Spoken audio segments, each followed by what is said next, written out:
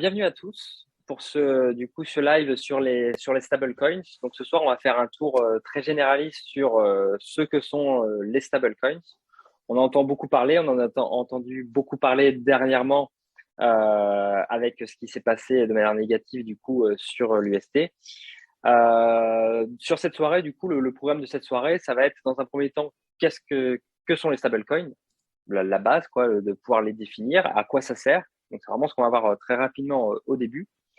Quels sont les différents types de stables? Parce que il y a beaucoup de gens qui mettent tous les œufs dans le même panier en parlant des stables, en disant, vous avez vu, on vous avait dit, c'est stable, mais c'est pas forcément stable.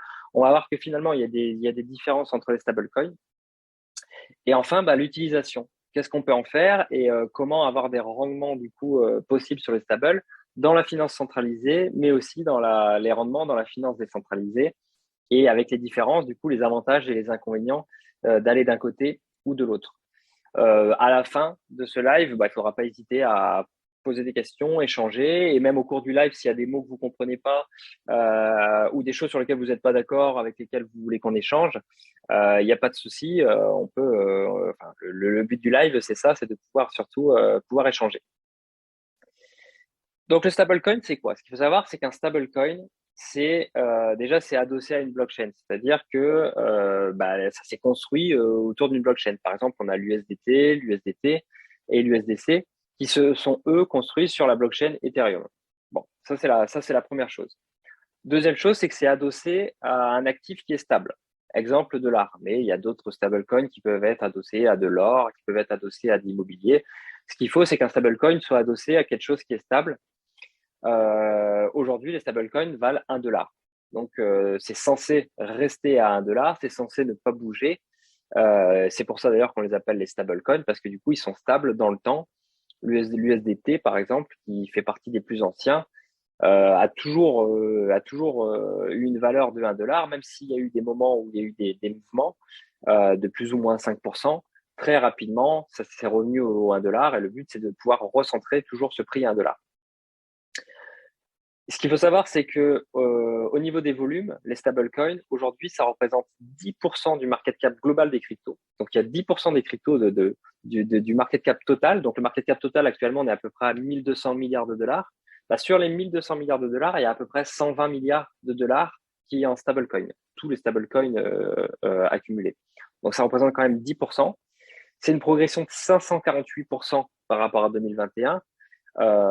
C'est pas que les gens veulent mettre plus en stablecoin, c'est surtout que le marché crypto a lui aussi fortement progressé et évolué depuis janvier 2021, et donc la part du gâteau des stablecoins a lui aussi grossi au passage. C'est quoi l'objectif? À quoi ça sert les stablecoins? La première chose, c'est de pouvoir sécuriser ses gains.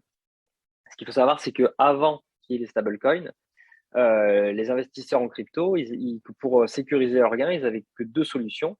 Soit se mettre en Bitcoin, mais ils sécurisaient pas vraiment leurs gains parce que ils étaient sur une crypto qui était volatile. Et en plus de ça, avant 2015, le Bitcoin était beaucoup plus volatile que ce qu'il est aujourd'hui. Ou alors se mettre en euros ou en dollars. Mais le problème de se mettre en euros ou en dollars, c'est qu'il fallait payer ses impôts sur la conversion parce qu'on convertissait une crypto en euros ou en dollars. Et donc finalement, si vous faisiez 30% de profit, vous les mettiez en euros, mais vous les perdez sur la conversion. Donc, c'était pas très intéressant. Et donc, des entreprises se sont dit, finalement, comme la conversion crypto à crypto n'est pas imposée, on va créer une crypto-monnaie qui est le miroir de l'euro ou du dollar. Et comme ça, on ne sera pas soumis aux impôts. Et donc, en plus de ça, on aura beaucoup plus de flexibilité sur le marché crypto pour pouvoir acheter, revendre des cryptos parce que finalement, on n'a pas besoin de passer par l'euro ou le dollar de base. Donc ça, c'est intéressant. Donc, sécuriser ses gains, éviter les impôts et aussi, pouvoir faire du rendement parce que grâce à la décentralisation, aujourd'hui, vous pouvez emprunter ou prêter à des gens de la monnaie. Et la monnaie que vous prêtez, c'est pas de l'euro ou du dollar, c'est du stable euro ou du stable dollar. Ça, c'est les bases des stablecoins. Ce qu'il faut savoir, c'est que dans un premier temps, on a les stablecoins qui sont centralisés. C'est les premières qui sont arrivées.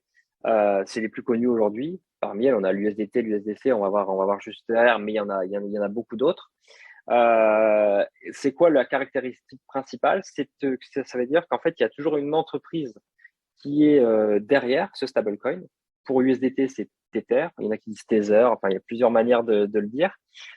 Pour USDC, c'est l'entreprise Circle et qui est étroitement liée aussi à l'entreprise Coinbase. Et donc, en fait, il y a ces entités-là qui sont plus ou moins régulées par l'autorité des marchés financiers américains. Et en gros, ils doivent posséder dans leur caisse l'équivalent en dollars du USDT ou du USDC qui sont en circulation. Si demain, tous les possesseurs d'USDT, s'ils veulent vendre leurs USDT, Tether est censé du coup pouvoir le faire et pouvoir échanger ça. Et il n'a pas le droit d'émettre du USDT s'il ne possède pas le dollar. Donc après, bon, est-ce que s'il les possède vraiment ou pas, etc. Il y a eu quelques soucis juridiques dans les dernières années par rapport à ça, parce qu'il y en a certains qui disaient qu'ils possédaient vraiment pas vraiment tout l'équivalent en dollars et compagnie. Finalement, ils ont gagné le procès. Mais voilà, c'est dans la pratique, c'est comme ça que ça fonctionne. Et du coup, bah, ça permet du coup d'avoir une certaine sécurité dans le sens où on se dit, oui, on peut les changer si on veut demain. C'est un peu comme avant avec les billets, avant les années 70. Vous possédiez un billet de banque de 500 francs. Tout le monde avait confiance parce qu'ils disaient, si demain je vais aller à la banque et échanger mon billet de 500 francs contre de l'or, je peux. Parce que les billets étaient étaient adossés par de l'or. Bon, bah, le stablecoin est adossé du coup par du dollar. Donc, on a la première stablecoin du marché qui est Tether. Il y a des avantages et des inconvénients. Les avantages, c'est la crypto-monnaie qui est la plus liquide, c'est-à-dire qu'il y a beaucoup de liquidité sur le marché. On le voit partout, hein. Il n'y a pas une plateforme où on ne trouve pas de USDT. La plupart des paires en stablecoin, pour acheter du Bitcoin, de l'Ethereum, ça sera Bitcoin USDT, Ethereum USDT, etc. Donc, c'est l'USDT qui est le plus utilisé parce qu'il y a beaucoup de liquidité. En plus de ça, ça circule sur 8 blockchains. Donc principalement Ethereum, mais on l'a aussi du coup voilà, sur Polygon, sur BSC, etc. On peut l'utiliser vraiment sur beaucoup de blockchains. Et puis il travaille pour du coup se développer même sur les nouvelles blockchains qui arrivent. Ça, c'est les gros avantages de l'USDT. L'inconvénient, c'est que c'est très centralisé. Qui dit très centralisé dit que c'est très sensible à la régulation. Si demain l'autorité des marchés financiers américaine ou française ou peu importe, ou l'Union européenne avec MiCA veut dire bah nous les stablecoins qui sont les stablecoins, on veut pouvoir geler les fonds, etc. Sinon, vous n'avez pas l'Absan, donc vous ne pouvez pas aller sur les plateformes qui ont l'Absan en France, etc. Donc plus d'USDT sur Binance France et compagnie. C'est possible à cause de la régulation. Ça, c'est le problème d'être très centralisé. Deuxième chose, il y a un manque de transparence. En fait, pendant des années, on n'arrivait pas à voir si vraiment Tether, et aujourd'hui encore, a vraiment l'équivalent en dollars dans ses caisses. Aujourd'hui, on a retrouvé à peu près 83% de l'équivalent de dollars dans leurs caisses. Mais du coup, il y a 17% qui sont justifiés par des bons, des obligations, etc., etc., et pas vraiment du dollar. Et donc, c'était pas ce qu'ils avaient validé pour pouvoir se développer. Le deuxième plus gros, du coup, c'est l'USDC. L'USDC qui est beaucoup plus régulé. Donc, ça, c'est l'avantage. En fait, il a vraiment fait le meilleur compromis entre liquidité et sécurité. Il y a un peu moins de liquidité. Par contre, le moins de liquidité qu'ils ont, ils assurent qu'ils en ont à 100% en face dans leur caisse. Et ça, c'est contrôlé. Donc, c'est un peu plus rassurant par rapport à ça. Dans la finance décentralisée, c'est lui qui est le plus développé par rapport à l'USDT. L'USDT, c'est vraiment finalement le stable de la finance centralisée et l'USDC plus celui de la finance décentralisée. Il circule aussi sur 8 blockchains.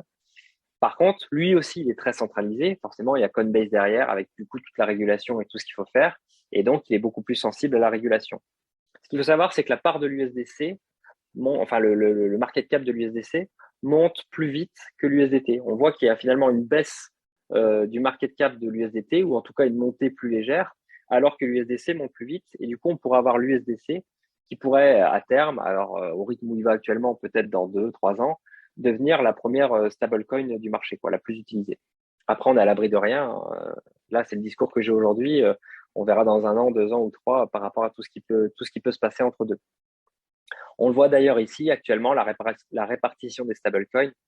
Il y a quand même une grosse majorité, 53% en USDT, USDC 24%.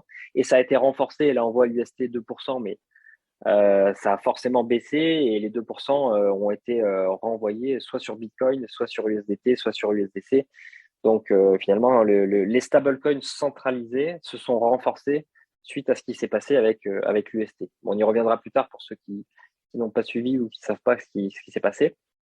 Et comme je disais, du coup, il faut faire attention à la future réglementation parce que les stablecoins centralisés, du coup, sont sensibles à ça Et du coup, ça pourrait être des choses que Mika, par exemple, pourrait dire, bah nous, voilà, si vous n'avez pas l'AppSAD, vous pouvez pas du coup distribuer vos tokens centralisés sur les plateformes qui ne l'ont pas. Et donc ça, c'est gênant, et c'est pour ça que on a du coup les stablecoins décentralisés. Et en fait, ça, c'est plutôt pour les puristes de la blockchain, parce que pour un puriste de la blockchain, il va dire, bon, bah c'est cool, on est décentralisé, la monnaie, c'est nous qui la gérons nous-mêmes, etc., etc. Mais au final, à un moment, quand on veut se stabiliser, on est obligé de se mettre sur du USDC ou du USDT, ou derrière, c'est des entreprises qui sont validées par les États-Unis, et derrière, c'est du dollar qui est ultra centralisé. Donc, c'est centralisé par des entreprises, et c'est centralisé par le dollar. Donc, en fait, on est un peu schizophrène, et du coup, ça plaît pas forcément aux puristes de la blockchain qui disent non, nous, on veut des stablecoins qui soient complètement décentralisés. Et dans les stablecoins décentralisés, il existe deux types de stablecoins. Les stablecoins qui sont collatéralisés et les stablecoins algorithmiques. Pour les stablecoins collatéralisés, c'est la fin de la journée là. Le plus connu, c'est le DAI. En fait, c'est collatéralisé, pardon, je vais arrêter de dire ce mot pour ce soir, je pense, par d'autres crypto-monnaies. Donc, ça peut être de l'Ethereum, mais le DAI, il est principalement, le mot que je voulais dire, par de l'USDC. Donc, en fait, ils ont de l'USDC dans leur réserve, ce qui fait que le DAI, finalement, il est très stable, et il a ce collatéral qui est en crypto-monnaie et pas en dollars. Par contre, la crypto-monnaie qui est en collatéral, c'est une crypto-monnaie qui, elle, est liée au dollar. Donc, au final, ça, c'est négatif dans le sens où finalement, c'est du décentralisé sans l'être vraiment. Indirectement, il l'est. L'avantage, c'est qu'il y a une résilience historique. C'est vraiment, le DAI, il est vraiment très stable depuis sa création. Je crois que d'ailleurs, c'est 2013, sa création, si je ne me trompe pas. Et au niveau de sa croissance, 2013 ou 2017. Et au niveau de sa croissance, en fait, il a une croissance organique, c'est-à-dire que il grossit par lui-même. Il n'a pas besoin de faire de partenariat ou de s'associer à d'autres projets pour grossir, et ça fonctionne très bien. Problème aussi, il est uniquement sur Ethereum. Donc, pas possibilité de l'utiliser sur d'autres blockchains. Donc, ça le limite un petit peu, justement, pour la finance décentralisée. Oui, mais que la finance décentralisée Ethereum ou Layer 2 Ethereum. En plus de ça, risque de piratage, dans le sens où, par rapport au fait que ce soit des réserves et que ces réserves soient liées à l'USDC et que du coup ils ont des réserves, c'est beaucoup plus facile de pouvoir dérober ça. Ça, c'est ce qui est lié aussi surtout à la finance décentralisée. Aujourd'hui, quand vous posez de l'argent sur la finance décentralisée, du coup, forcément, vous vous exposez à ce risque du piratage. On arrive du coup aux stablecoins algorithmiques qui, eux, du coup, sont moins sensibles au piratage, mais beaucoup plus sensibles, du coup, à la manipulation. Donc ça, c'est totalement décentralisé. Pourquoi? Parce qu'en fait, ils sont plus adossés à l'USDC, ils sont plus adossés à du dollar, mais ils sont adossés à d'autres crypto-monnaies. Et donc, le plus connu, c'est l'UST, qui est adossé, du coup, au Luna. C'est disponible sur de nombreuses blockchains. L'UST, on pouvait le trouver partout. Liquidité élevée, forcément, beaucoup de gens en avaient, il y en avait beaucoup qui en possédaient, et on pouvait en avoir finalement de manière illimitée parce que, en fait, derrière, c'était reconverti.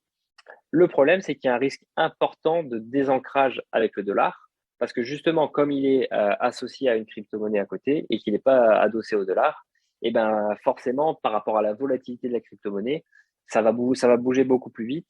Et il suffit que finalement, ça bouge un peu trop vite que le stable peut complètement s'écrouler. Euh, pour le Terra, en fait, comment ça fonctionnait? Comment fonctionne? Donc là, c'est l'exemple du UST, mais d'autres stablecoins algorithmiques existent, hein. On a le FEI, le Frax. D'ailleurs, en ce moment, on les voit beaucoup apparaître avec des rendements à 80%, 120%, etc.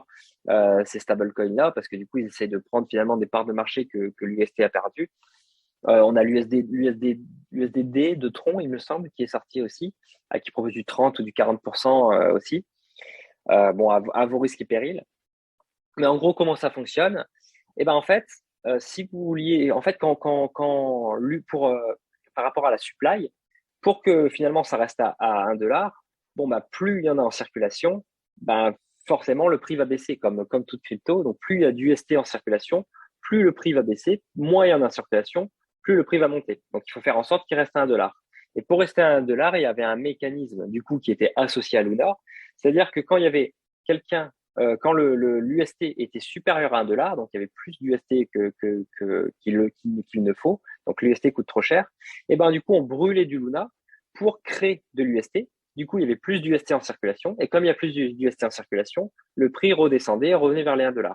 Inversement, quand l'UST était inférieur à 1 $, donc et finalement il y en avait finalement pas assez en circulation. Au contraire, on brûlait d'UST pour réduire la supply. Du coup, il y avait moins d'UST en circulation. Comme il y avait moins d'UST en circulation, le prix remontait. Et donc ça avait un impact sur le Luna dans le sens où quand on brûlait du Luna, il y avait moins de Luna. Et du coup, comme il y avait moins de Luna, bah, du coup, le prix du Luna montait. Donc, plus il y avait des gens qui achetaient de l'UST pour le mettre, du coup, et le placer, moins il y avait de Luna, et du coup, plus le prix du Luna montait. Donc, on avait le prix du Luna qui montait et le nombre d'utilisateurs d'UST qui montait. Dans ce cas-là, tout va bien. Inversement, quand le prix est inférieur à 1 $, bon, bah, il y avait moins d'UST, ça change rien. Par contre, il y avait de plus en plus de Luna en circulation. Donc, moins il y avait de gens qui utilisaient de l'UST, plus, du coup, il y avait de Luna en circulation, et du coup, le prix du Luna chutait. Et donc, c'est ce qui s'est passé bah là, la semaine dernière, là, sur eBay. Du coup, l'organisme qui gère ça, enfin la fondation Luna qui gère ça, ce qu'on peut voir, c'est que là, on voit vraiment le croisement de la supply entre le Luna et l'UST. Et en fait, il y avait de moins en moins d'UST en circulation. Comme il y avait de moins en moins de... Donc ça, c'est la courbe verte. Comme il y avait de moins en moins d'UST en circulation, parce que du coup, il y a eu des grosses ventes qui se sont faites, bah, il y a eu de plus en plus de Luna en face qui se sont créés. Comme la supply de Luna a monté, le prix du Luna a baissé. Et en face, du coup, il fallait de plus en plus de Luna pour pouvoir compenser la perte qu'il y avait. Et en fait, au niveau du prix, ça suivait pas. C'est ce qu'on peut voir ici. On a le prix du Luna qui baissait de plus en plus. Et en fait, compte tenu du prix, ils n'arrivaient plus à faire remonter ce qu'on appelle le PEG de l'UST. Et donc, il y a eu un dépeg, donc ça s'est complètement décorrélé. Et à partir du moment où ça se décorrèle trop, en fait, après, c'est plus possible de pouvoir les rejoindre parce que l'écart est trop fort. Luna a même vendu tous les bitcoins qu'il possédait. Donc, le prix du bitcoin a baissé, ce qui a en plus de ça accentué sur la chute sur le marché et la chute du coût du Luna qui a été accentuée. Et en fait, du coup, il fallait de plus en plus de Luna pour compenser cette perte, sachant que bah, les gens paniquaient avec leur UST et ils revendaient tous leurs UST pour les récupérer, pour vite les mettre en USDC ou en Bitcoin pour limiter la casse. Et comme ils vendaient leurs UST, et bah, du coup, il y avait de plus en plus de Luna qui étaient créés. Et en fait, ça a créé finalement une boule de neige, mais une boule de neige de l'enfer, qui a fait qu'en fait, c'était plus possible. Et donc, on a le Luna, voilà, qui est passé de 60 $ à 0,00017, enfin, qui vaut plus rien. Et l'UST aujourd'hui, bon là 12 centimes, mais je crois que tout à l'heure je suis allé voir, je crois qu'il vaut encore 6 ou 7 centimes, donc qui est complètement décorrélé. Et il y a peu de chances que ça se reproduise. Donc ça, c'est la problématique des stablecoins algorithmiques. Il y en a eu d'autres dans le passé qui n'avaient pas fonctionné aussi. D'ailleurs, le Luna avait eu même déjà eu des soucis en mai 2021 quand il y avait eu le crash avec la Chine. Il y avait déjà eu un dépeg qui avait été rattrapé parce qu'il y avait moins d'argent sur le système. Il n'y avait pas encore protocole qui était en place, donc il n'y avait pas autant de volume et pas autant de gens qui utilisaient ce système-là. Et donc là, il y a eu un effet boule de neige qui a eu aussi un impact sur les stablecoins classiques, USDC, BUSD, DAI, qui eux aussi, du coup, ont subi de la volatilité dans un sens ou dans l'autre. Il y a des gens dans cette histoire-là qui ont pas mal profité du truc. Ceux qui ont vendu leur USDC à 1,05 pour acheter de l'USDT à 95 centimes. Bon, bah, il y avait la possibilité de gagner 95 centimes, de gagner 10% d'intérêt juste en faisant un swap. L'avantage de faire ça, tous ces gens-là qui ont fait ça, bon, bah, certes, eux, ils ont gagné de l'argent, donc tant mieux pour eux. Mais l'avantage de faire ça, c'est que du coup, ça permet de créer un arbitrage naturel. Et donc, il y avait de plus en plus d'USDC qui étaient vendus, de plus en plus d'USDT qui étaient achetés. Et donc, on a eu les prix qui sont revenus à la normale. Et c'est ce qu'on voit ici. On a eu un resserrement. En plus de ça, ça a été accentué parce que derrière Tether et derrière USDC, eux ont pu racheter ou revendre des stablecoins qui étaient disponibles sur les échanges ou pas. Et du coup, bah, très vite, le fait que ce soit centralisé, très vite, ils ont pu réagir et faire en sorte que le PEG reste aux alentours de 1 $.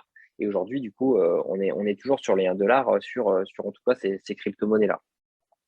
Il y a Asher qui a fait une très bonne vidéo qui dure 20 minutes sur justement ce qui s'est passé avec Terra, qui raconte ça beaucoup, beaucoup mieux que moi sur ça et du coup sur la progression de l'avancement minute par minute, heure par heure sur le dépeg justement de Luna et pourquoi finalement ça s'est cassé comme ça.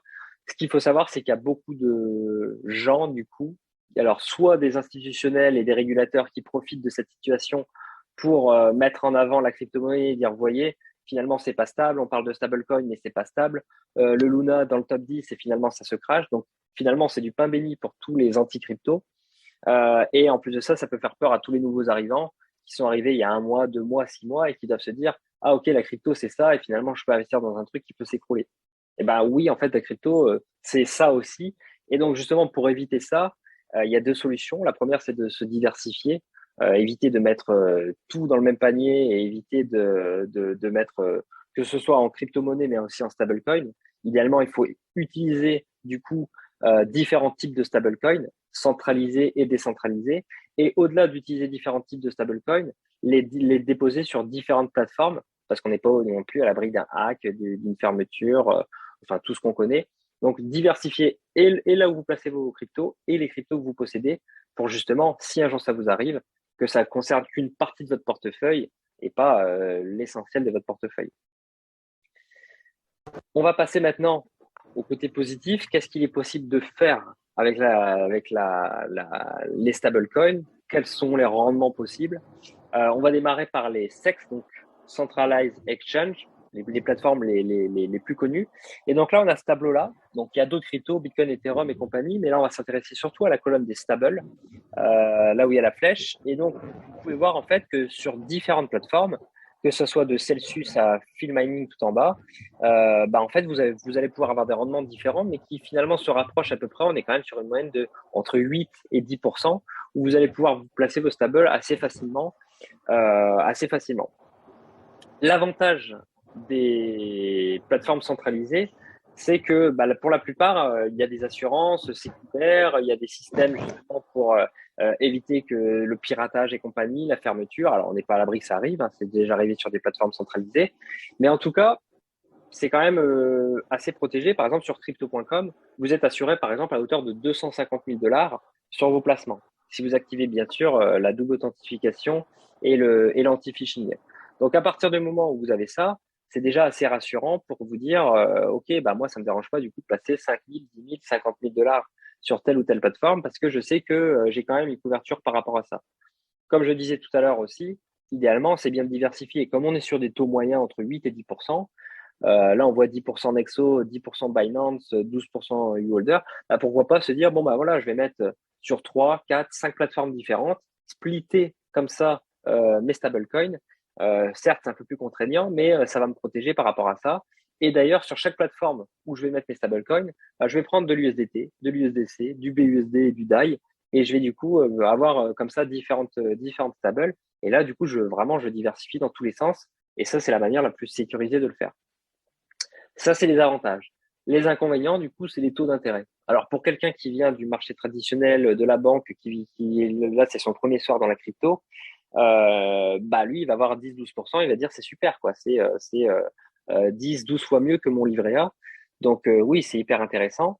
Mais pour des gens qui sont dans la crypto depuis 6 mois, 1 an, 2 ans, on s'est habitué à des 20%, 30%, 50% qui sont, eux, disponibles, du coup, dans la finance décentralisée. Donc, c'est les rendements de DEX, Decentralized Exchange. Et les principales plateformes sur lesquelles vous pouvez aller dans la finance décentralisée, il va y avoir Bifi Finance, Autofarm, mais après, il y en a beaucoup d'autres. Et en fait, pour trouver là où vous allez pouvoir investir, on va aller voir ensemble. Alors, attendez, je vais couper mon partage et repartager tout mon écran. Hop. Et comme ça, on va aller voir ça ensemble. Et en fait, il y a des sites qui permettent du coup de chercher là où c'est le mieux, là où vous allez pouvoir trouver les meilleurs rendements, mais aussi allier ça à la sécurité des choses. Hop. Donc là, normalement, vous voyez mon écran. Là, par exemple, il y a un site qui s'appelle Daprada. Et sur ce site, en fait, vous allez pouvoir directement voir les différents protocoles qui existent dans les différentes blockchains pour pouvoir investir dans justement et déposer vos stablecoins. Donc là, je suis allé en haut, j'ai cliqué sur DeFi. Et là, en fait, vous avez différentes blockchains. Mais après, si vous voulez pas trier par blockchain, il n'y a pas de souci. Et en descendant, vous allez pouvoir voir du coup différents sites qui existent. Et c'est différent, finalement, échangeurs décentralisés. Et sur ces échangeurs décentralisés, vous allez avoir la chose pour moi, qui est la plus importante à regarder, c'est la TVL. La TVL, c'est la Total Value Locked, c'est-à-dire, en gros, l'argent qui est déposé sur cette plateforme. Et encore, là, on n'a pas de chiffre réel, il est plus grand. Par exemple, sur AAV, actuellement, il y a 14 milliards de dollars.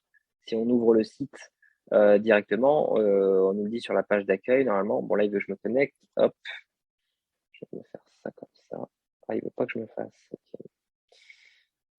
Bon, bah, j'y retourne. Ok, ah, voilà.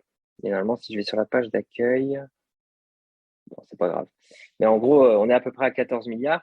Donc ça, c'est très important à regarder parce que plus vous allez aller sur une plateforme où la TVL est élevée, plus le niveau de confiance veut dire qu'il est important. Et ça veut peut-être dire aussi qu'il y a peut-être des institutionnels qui sont impliqués aussi dedans. Donc les plus connus, on a AAV, Curve, qui est pas mal connu, Uniswap, Convex, Compound, PancakeSwap pour la BSC. Et donc en dessous, vous voyez d'ailleurs la blockchain qui est utilisée.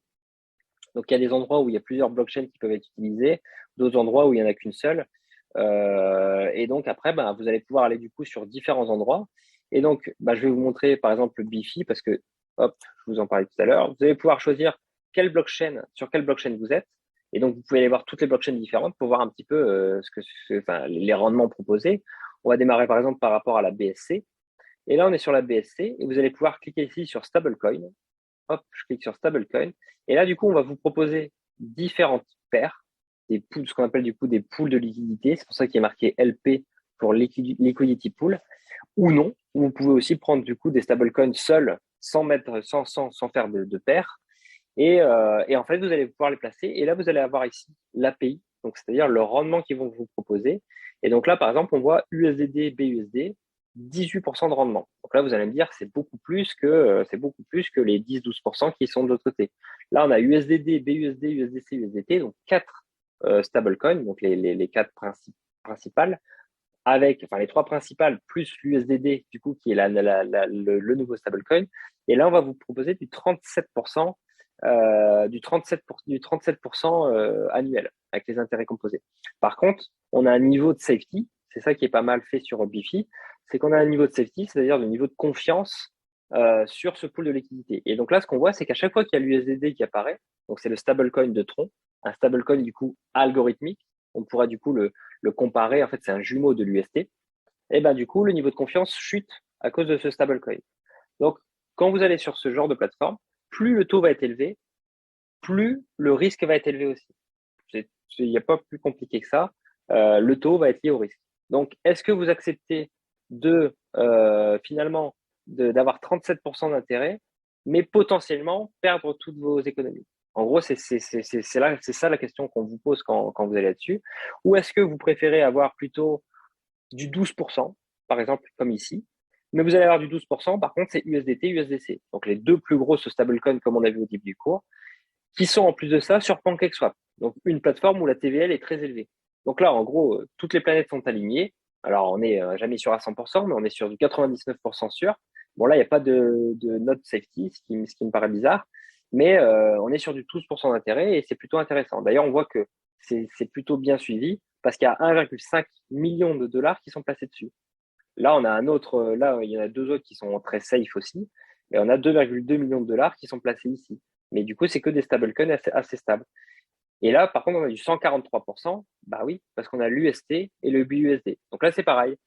Est-ce que vous acceptez de prendre de l'UST à 6 centimes, qui pourra valoir demain 10 centimes, mais qui pourra valoir aussi 1 centime dans quelques jours? En échange, bah, on va vous proposer du 143% d'intérêt annuel. Donc voilà, donc ça, c'est un choix à faire. Donc là, c'est l'exemple de Bifi, mais on peut avoir l'exemple aussi de Autofarm, c'est à peu près la même chose. Et là, pareil, vous avez du coup les différentes blockchains. Vous pouvez par exemple aller sur la blockchain Moonbeam.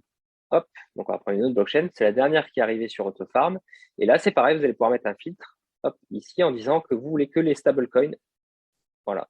Et là, on va avoir USDC, USDT, 4%. Et là, et là, on va vous proposer aussi du coup des stablecoins avec des cryptos qui, elles, ne sont pas stables.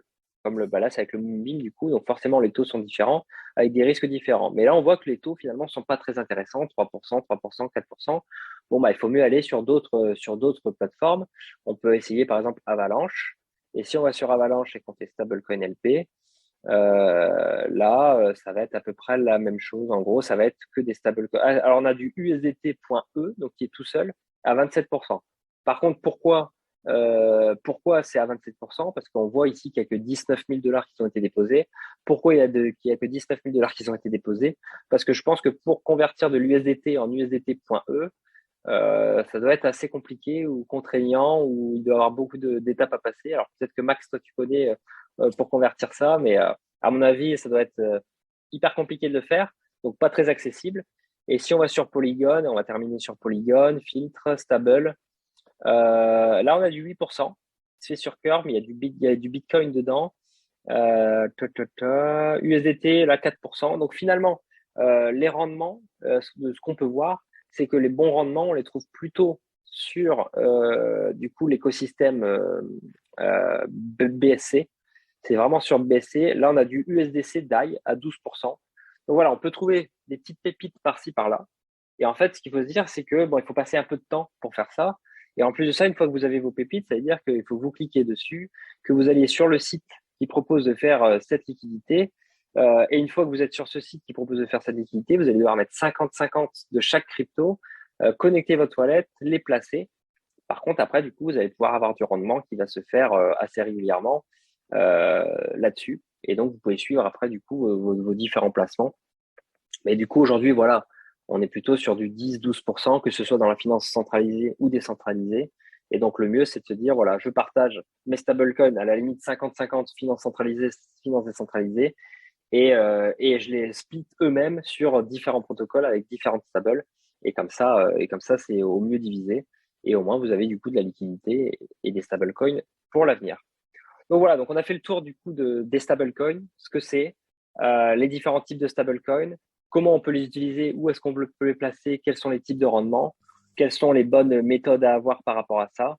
Euh, donc voilà, donc je sais pas, est-ce que vous avez des questions? Est-ce qu'il y a des choses que vous vouliez voir? Est-ce que tout va bien?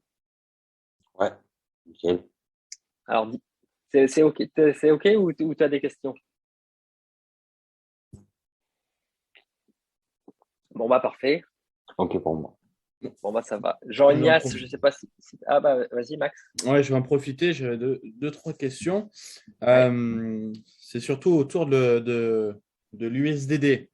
En fait, c'est un nouveau stablecoin algorithmique comme l'UST. C'est vrai qu'avec ce qui s'est passé, ça refroidit un peu les gens. Après, ce n'est pas le premier stablecoin algorithmique qui s'est crashé. En Ouais. fait, ma question, c'est pourquoi continuer de mettre ça en place? Surtout que du coup, l'USDD sert sur Tron, si je ne dis Ouais. pas de bêtises. Tron, il a un market cap à plus ou moins, enfin légèrement moins de 8 milliards. Et l'USDD, donc il y a la Tron DAO Reserve qui veut lever les 10 milliards. Mais du coup, on voit déjà que ça va potentiellement créer plus tard un DPEG plutôt rapidement, quoi. Bah c'est ça. Et en fait, comme il y a déjà des signes qui prouvent qu'il y aura un DPEG très rapidement, moi je recommande à personne de rentrer sur ce système-là du SDD, sachant qu'on connaît Tron et on sait que Tron c'est quelqu'un, enfin le créateur de Tron, Justinson, c'est quelqu'un qui est dans l'écosystème crypto depuis 2014-2015, qui est très opportuniste et que enfin c'est quelqu'un qui a déjà perdu pas mal de confiance par rapport aux gens sur le tronc, etc. Enfin les gens ont été très déçus de cet écosystème. Alors certes c'est bien, c'est rapide et ça coûte pas cher, mais c'est rapide et ça coûte pas cher parce que personne ne l'utilise ou très peu. Mais au final, si Luna n'a pas réussi à le faire et s'est écroulé comme ça, bah, il faut éviter d'aller finalement sur une crypto-monnaie, le Tron, qui finalement est une crypto-monnaie qui pour moi dans la même catégorie que Litecoin, Bitcoin Cash ou Ripple, et, euh, et qui en fait depuis 2018 a fait ce pic-là et en 2021-2022 sur le bull run suivant a été moins performant que le bull run précédent. Et pour moi, un projet comme ça où on peut finalement tirer une ligne qui va de en haut à gauche vers en bas à droite sur 5 ans, c'est un projet qui finalement n'est plus suivi, ne fait pas de partenariat et où il y a pas de communauté derrière. Donc certes, il y a quand même, comme tu dis, 8 milliards de dollars comme Litecoin a beaucoup d'argent, Litecoin, je crois que c'est 15 ou 20 milliards de dollars, etc. Mais pour moi, c'est pas des projets d'avenir Alors ça, c'est mon point de vue vraiment très, très, très subjectif. Mais pour moi, Tron, ça sera une blockchain qui dans 10 ans n'existera plus ou sera avec le Luna il aura complètement disparu. Et du coup, son stablecoin avec. Et d'ailleurs, c'est peut-être l'USDD qui signera la fin de Tron. Alors, je ne veux pas parier là-dessus, et puis je croise les doigts pour que ça marche pour eux et compagnie. Mais si j'avais un pari à faire, ça serait le pari que je ferais, ça serait la fin de Tron avec la chute de l'USDD. Donc, j'éviterais l'USDD pour essayer de gagner 30%. Je préfère avoir du 12% sûr que du peut-être 30% et peut-être perdre toutes mes économies, quoi. Donc, à éviter pour gagner 20% annuel, autant pas se placer sur de limite du stable. Si on veut gagner du 30% annuel, mettez-vous sur Bitcoin, qui a quand même malgré tout une grosse résilience, ou sur Ethereum, qui a une grosse résilience, qui est beaucoup moins volatile qu'avant. Et les 30%, il y a beaucoup de chances que dans les 2 ans, vous les ayez. Ouais, Donc clairement. voilà. Mais l'USDD, pourquoi le faire? Parce que forcément, il y aura une clientèle qui va forcément pousser Tron, va aider Tron, etc. Et donc, il y a des gens qui vont profiter de cette poussée-là, même si ça dure 6 mois ou un an. Pendant 6 mois ou un an, ça permettra de maintenir à flot l'écosystème, peut-être de le pousser. Je pense que ce qu'il espère, Tron, c'est une poussée vers les 15-20 centimes. Parce que il y a beaucoup de porteurs de Tron qui les ont du coup depuis 3, 4 ans et qui aimeraient peut-être bien s'en débarrasser à 15-20 centimes. Et peut-être que l'USDT, c'est une opportunité de créer cette poussée-là, parce que du coup, avec un système de burn à la Luna et compagnie, ouais, on pourrait avoir un tronc qui pousse. Mais utiliser les leçons du passé, de ce qui vient de se passer, pour éviter d'aller dans des choses qui font exactement la même chose, et en plus de ça, qui sont moins soutenues et qui n'ont jamais donné confiance aux gens, quoi, quand on voit ce graphique, quoi. Ouais, clairement. Mais après, c'est pareil. Moi, l'image que j'en ai, c'est qu'avec les 30% de rendement sur le SDD, c'est ce qui va attirer, entre guillemets, du monde. Mais c'est ce qui aussi a tué Terra. Parce que c'était avec Encore où ils proposaient du 20% au début. Donc, il y a eu énormément d'affluence. Au bout d'un moment, ils ont dit on ne peut plus conserver des taux de rendement aussi importants. Et ça a été la Terra Fondation, C'est si je ça? ne dis pas de bêtises, qui a dû réinjecter plus de 300 Ouais, millions ouais. et qui ont dit on Et vous ils ont dû assure le rendement jusqu'à telle date, mais après, on n'assure plus rien. Et au final, c'est il ça. s'avère qu'ils n'ont même pas pu aller jusqu'à la date parce qu'ils ont explosé en vol, quoi. C'est ça, en fait, pour moi, ils ont surchargé la mule et la mule, elle est tombée. Mais Ouais, c'est ça. le business model de l'USDD et de Tron, c'est exactement le même. Donc pourquoi aller Mm. sur un truc où finalement on connaît déjà la fin, quoi. Ça serait. Alors, ceux qui vont arriver maintenant, je pense qu'il y a ceux qui arrivent maintenant et je pense que jusqu'à septembre, octobre, peut-être fin d'année, il y a des possibilités d'en profiter. Mais est-ce que vous êtes prêts aujourd'hui à placer une partie de vos stablecoins, voire toutes vos stablecoins, sur un truc qui va s'effondrer? Vous savez que ça va s'effondrer, mais vous savez pas quand. Moi, pour 30%, je préfère pas le faire. Et c'est un risque. Ce risque-là, je préfère le prendre sur du Bitcoin ou d'Ethereum, où je suis quasiment sûr, compte tenu des prix actuels, que les 30%, je vais les retrouver à un moment ou à un autre. Donc, je trouve que le risque est moins élevé pour le coup de se mettre sur du Bitcoin ou d'Ethereum que sur de l'USDD, quoi. En fait, c'est un mirage, quoi. Pour moi, c'est un stable de nom qui ne le sera pas longtemps, quoi. Ouais, c'est vraiment dédié pour moi aux opportunistes, quoi. C'est ça, c'est vraiment opportuniste. Et il y a une clientèle. Comme il y a 2 fois plus de nouveaux arrivants dans la crypto chaque année, il y a des gens qui vont arriver là ce mois-ci, dans 2 mois, dans 6 mois, qui n'auront pas connu Luna, qui n'auront pas connu UST.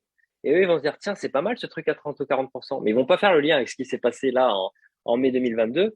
Bon, c'est la clientèle de Tron et de ses équipes. Et eux, ils se disent, c'est pas grave, nous, on va prendre de l'argent sur ces nouveaux arrivants.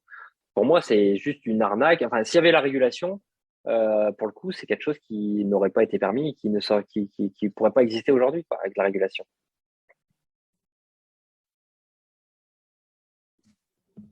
Est-ce qu'il y a d'autres questions? Oui. Marc, tout va bien toujours? Tout va bien, ouais. Moi, j'ai encore une petite question. Super bête d'ordre pratique que je me suis posée tout à l'heure. Tu peux wrap du stable? Oui, je crois, parce que du coup, tout ce qu'on a vu tout à l'heure, l'USD, Enfin, je me posais la question par rapport au l'UST.E, DAI. Vu qu'il est que sur Ethereum, alors il n'y a vu aucun qu'il est que intérêt sur du coup de l'envoyer ailleurs, mais Euh, alors peut-être, alors j'ai pas la réponse, mais je crois parce que est-ce que le XDAI, c'est pas du DAI qui est wrappé? Ouais, c'est. Je crois, hein. XDAI, je pense, hein. Peut-être, hein. Peut-être que je me trompe, hein. Oui, je pense que c'est ça, vu qu'il est stable. Je pense que XDAI, c'est du DAI qui est wrappé. Bon, la capitalisation, elle apparaît même pas, mais je pense que c'est ça, hein. Je pense que c'est ça, ouais, sur la Gnosis chain. En gros, voilà, je pense que XDAI, c'est du DAI sur une Gnosis. Donc, Ouais. bon, on est quand même sur Après, il faut se dire que le DAI est très peu utilisé et on est sur Oui. une blockchain qui est très peu utilisée aussi. Mais ouais, je pense que c'est possible et je crois qu'il y a du Wrapped USDT, Wrapped USDC, mais ça Ouais. sert à rien dans le sens où comme c'est Ah non, ça sert à multi-chain. rien. Mais ouais, je pense que le DAI, on peut, ouais. Ok. Oui, bonsoir. Moi, j'ai une question. Bonsoir. Merci en tout cas pour la présentation. Pas de rien. J'ai une question à propos de la sphère Terra Luna. Ouais. Vu ce qui s'est passé, est-ce que les autres projets dans cet environnement-là risquent également d'avoir des problèmes ou bien non, ils peuvent survivre Alors, les autres projets. et bien exploser? Alors, les autres projets liés à Terra Luna ou les autres projets liés au stablecoin? Enfin, Non, quel pas autre au projet? stablecoin, à Terra Luna. Ok. Donc, Et lancé lancé sur Luna, grâce au Luna, je pense. en Enfin, se basant les sur projets qu'on voit sur leur site web. ouais, tous les projets de l'écosystème Luna. Alors, je pense, alors après, Max, tu me corrigeras, mais je pense que Luna va emporter avec lui tous les satellites qui tournaient autour de Luna. Je pense qu'il va emporter avec lui. Alors, si c'est d'autres blockchains ou d'autres choses comme ça qui sont liées à Luna, parce que Luna, à la base, il a été construit sur Cosmos. Donc, on voit que Cosmos, d'ailleurs, n'a pas été impacté ou quasiment pas impacté sur Luna. Lui, il a perdu un satellite, mais lui, il fonctionne très bien. Par contre, les tokens qui sont créés sur le Luna, forcément, il y aura un impact, en tout cas sur le prix. Et après, si les projets qui sont créés sur Luna sont intelligents et réactifs, eux, ils ont tout intérêt à très vite migrer et à très vite changer de protocole et aller sur Polkadot, Avalanche, Elrond ou Ethereum, de très vite migrer ailleurs pour survivre. Parce que je pense que l'écosystème Luna ne se relèvera pas et même les forks et compagnies qu'ils essayent de faire, la confiance elle est perdue, ils se relèveront pas. Et sachant qu'il y a beaucoup de concurrents, bah là on le voit ici, hein. Et cette liste-là, si on revient dans 6 mois, on peut rajouter une troisième ligne. Des blockchains qui sont en train d'arriver et qui vont surperformer. On a eu une troisième vague en 2019 avec tous les Solana, les BSC, les Polkadot, les Elrond, etc. qui sont arrivés. Et là, on est en train de vivre du coup une nouvelle vague qui est en train d'arriver avec vraiment des blockchains encore plus performantes. Souvent, c'est des parachains du coup qui sont liés dans l'écosystème Cosmos et Polkadot et qui sont en train d'arriver et du coup de proposer en plus de ça des systèmes encore plus rapides, encore plus performants. Donc Luna, finalement, le temps de se relever, il y aura déjà 3 trains qui seront passés et donc les tokens ont tout intérêt à partir ailleurs. Donc, D'accord. Alors, une autre question ouais. à propos des autres stablecoins algorithmiques. Moi j'ai moins confiance dans ceux-là, dont le DAI, si je ne me trompe pas. Alors le DAI, en fait, le DAI, il est décentralisé, mais il n'est pas algorithmique. En fait, c'est ce que je disais. Alors, je pense que non, mais je pense que c'est parce que tu n'étais juste pas là en tout début. Mais en fait, la différence avec le DAI, c'est il est décentralisé, mais il n'est pas backé. C'est-à-dire le PEG n'est pas fait avec derrière du Luna ou du Bitcoin ou une autre crypto. Alors oui, il est fait sur une autre crypto derrière, mais il est backé par de l'USDC principalement. Et comme l'USDC est stable, et très stable, beaucoup plus stable que parce qu'il est centralisé et compagnie. Bon, bah, finalement, il est décentralisé tout en étant lié à un stable qui est centralisé, lui. Donc, au final, le Luna peut s'écrouler, mais l'USDC, la probabilité qu'il s'écroule, elle est quand même beaucoup plus faible, quoi.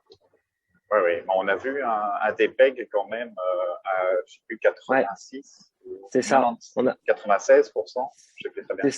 C'est ça, c'est ce que, j'ai quitté la page, mais ouais, c'est ce que je montrais juste avant. En fait, on a eu l'USDC qui est monté à 1,05 et l'USDT qui est tombé à 95 centimes. Donc, il y a eu un écart de 5%, donc de 10% entre les deux, 10 points entre les deux. Donc, il y a des gens qui ont bien profité de ça, du coup, qui ont échangé d'USDC contre d'USDT, qui ont pu gagner 10% de leur portefeuille s'ils avaient la bonne crypto au bon moment, à ce moment-là. Et comme il y a eu pas mal d'échanges qui se sont faits, au final, ça s'est régulé de manière naturelle en quelques heures. Et aujourd'hui, on a un USDC à $1 et un USDT à $1. Et c'est déjà arrivé plusieurs fois dans le passé, hein, sur les 10 dernières années. On a déjà eu plusieurs fois Ouais. l'USDT qui était monté à 1,05 ou descendu à 95 centimes. Mais ce qu'on voit, c'est que ça chute et derrière, ça fait l'élastique, ça revient très vite. Parce que justement, comme c'est centralisé, l'entreprise Tether peut dire j'injecte des USDT ou je retire des USDT des échangeurs pour très vite réguler le prix. OK. Et donc, les autres stablecoins algorithmiques qui existent, sont-ils aussi ceux dont il faut se méfier? Bah, c'est ce que je disais voilà juste avant. On a l'USDD là qui est en train d'arriver, mais il y en a d'autres, hein, des algorithmiques et le Frax et compagnie. Et pour moi, oui, il faut s'en méfier. Pour moi, on est en tout début d'un écosystème. En fait, c'est vraiment autant la blockchain et la crypto.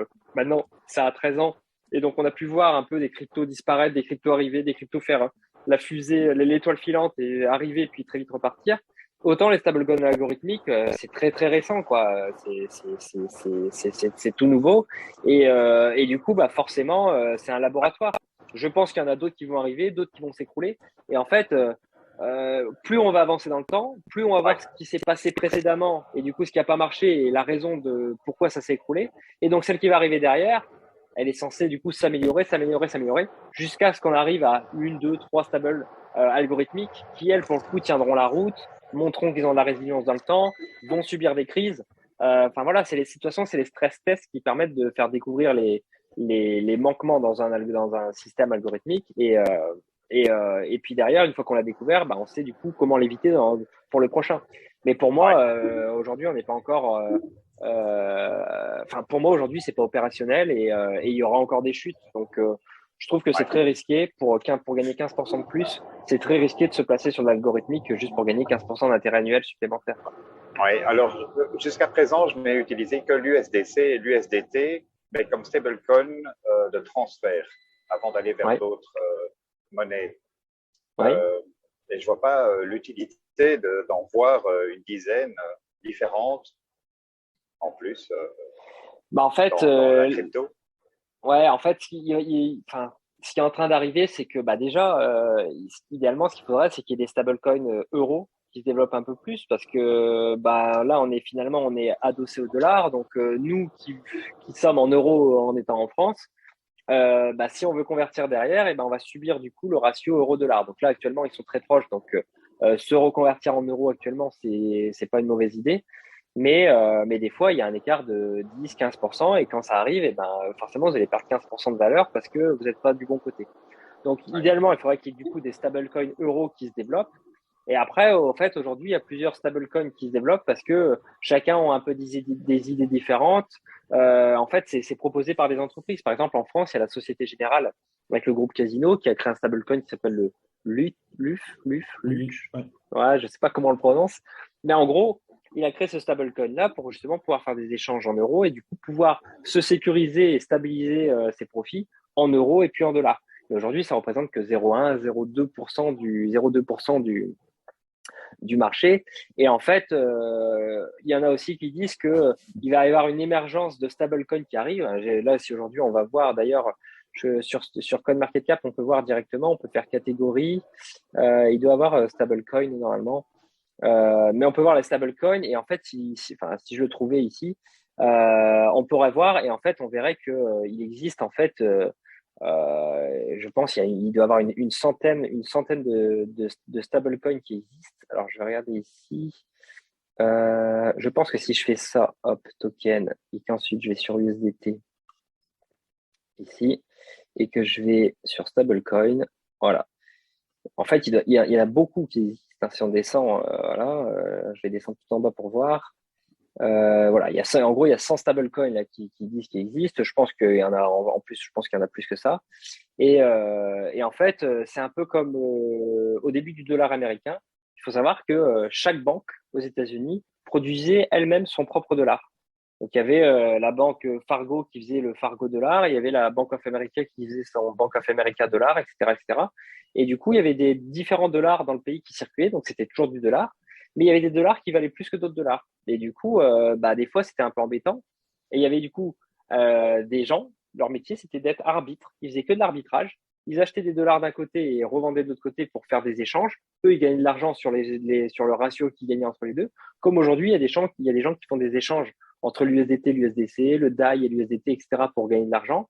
Les sociétés elles-mêmes le font. Et puis après, en fait, ce qu'on a vu aux États-Unis, c'est qu'il y a eu la régulation qui est arrivée, et puis ils ont décidé d'uniformiser tout ça et d'utiliser en fait un seul et unique dollar qui sera émis par tout le monde, mais une seule entité. Et donc, on se dit de plus en plus, les stablecoins, ça pourrait être ça aussi, que finalement, finalement, ça va grossir comme des champignons, et puis il y aura une épuration, et finalement, il y aura peut-être que un stablecoin centralisé, un stablecoin décentralisé, un collatéralisé en stable, un qui n'est pas collarisé, donc qui sera collatéralisé, qui sera en algorithmique. Et puis voilà, on aura peut-être 4 stablecoins dollars, 4 stablecoins euros, et puis peut-être même au fur et à mesure, il y en aura de moins en moins. Et puis en fait, on sera habitué à ça, un peu comme on est habitué avec les cryptos, à utiliser finalement différents types de cryptos et à jongler entre l'une et l'autre. Mais à un moment ou à un autre, le marché il va s'épurer. Et donc peut-être qu'au final, dans 5 ans, dans 10 ans, dans 15 ans, on n'aura peut-être plus qu'un seul stablecoin. Après, je pense vraiment que les stablecoins vont avoir du mal à être décentralisés et que ceux qui seront toujours le plus stables, il y aura forcément un lien centralisé, quoi. Pourquoi? Parce que pour moi, c'est le lien entre le marché traditionnel et la Ouais. DeFi. C'est ça. Donc, pour moi, ça va être compliqué d'avoir un stablecoin complètement décentralisé. Pour moi aussi, ça sera compliqué. Je pense que ça sera pour une certaine frange d'utilisateurs. Mais en plus de ça, les Américains mettent aucun bâton dans les roues avec l'USDT et l'USDC. Finalement, nous, en tant qu'Européens, on est tous en train d'utiliser là du dollar. Oui. Et en fait, c'était le rêve ultime des Américains, que le dollar soit partout dans le monde. Donc, ça sera pas du dollar-dollar, ce sera du USDC, ce sera du USDT, mais derrière, c'est du dollar. Donc, eux, les Américains, n'ont aucun intérêt à mettre des bâtons dans les roues là-dessus. Clairement. Et donc, je vois pas pourquoi on arrêterait le mécanisme. Et en tout cas, pour quel intérêt les Américains auraient à arrêter le mécanisme. Et d'ailleurs, les Européens auraient tout intérêt, au lieu de s'atteler à développer un euro numérique, à laisser les stablecoins euros de différentes sociétés, etc., se développer, prendre des parts de marché par rapport à ça. Parce que l'Europe est en train de finalement de se battre, l'Europe est en train de se battre avec l'euro numérique pour détruire des stablecoins euros qui sont en train de se créer, alors qu'en fait, la vraie bataille, elle se fait avec le dollar et les stable dollars qui sont en train de se développer. Donc, c'est tout. Elle a choisi sa mauvaise bataille. Elle y reviendra dessus dans 5 ou 10 ans quand tout le marché sera pris par les Américains. Mais en attendant, c'est ce qui est en train de se passer, quoi. Merci beaucoup pour les explications. J'ai appris De plein rien. choses. Bon, c'était le but. Donc, donc tant mieux. Donc voilà, on va terminer là-dessus. De toute façon, il est 19h. Pour ceux qui veulent aller plus loin, il faut savoir qu'avec Acadie, donc le centre de formation Acadie, on propose vraiment une formation complète en e-learning. Donc, dans les intervenants, donc je suis dans les intervenants. Il y a Maximilien qui est là aussi, qui est dans les intervenants. Et en fait, on parle des stablecoins, on parle de la DeFi, comment y accéder, on va parler des NFT, les bonnes pratiques à avoir, comme je disais juste avant, les bonnes pratiques à avoir pour bien diversifier son portefeuille sur différentes plateformes, sur différentes stables. Et tout ça, en fait, vous pouvez le trouver directement du coup sur Acadie, le site. Donc, je vous laisserai aller voir. N'hésitez pas à vous renseigner par rapport à ça si ça vous intéresse. C'est pris en charge par les CPF pour ceux qui ne sont pas déjà inscrits.